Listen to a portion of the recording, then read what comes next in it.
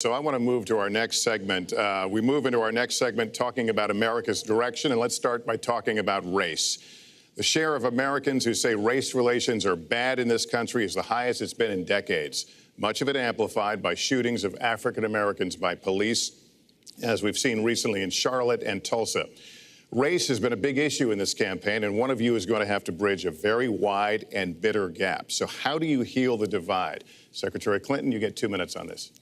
Well, you're right. Race remains a significant challenge in our country.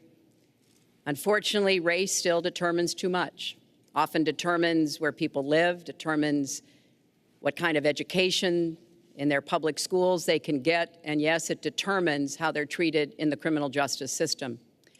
We've just seen those two tragic examples in both Tulsa and Charlotte. And we've got to do several things at the same time. We have to restore trust between communities and the police.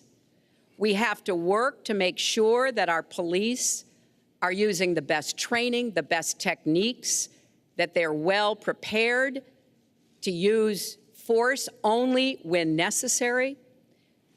Everyone should be respected by the law, and everyone should respect the law.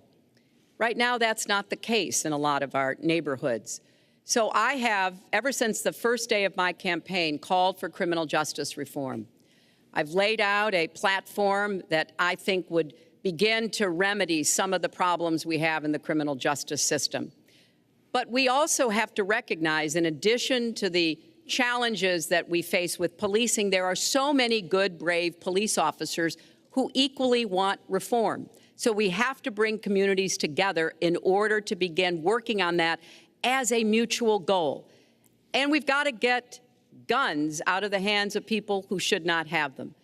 The gun epidemic is the leading cause of death of young African American men, more than the next 9 causes put together. So we have to do 2 things, as I said. We have to restore trust. We have to work with the police. We have to make sure they respect the communities and the communities respect them. And we have to tackle the plague of gun violence, which is a big contributor to a lot of the problems that we're seeing today. All right, Mr. Trump, you have 2 minutes. How do you heal the divide?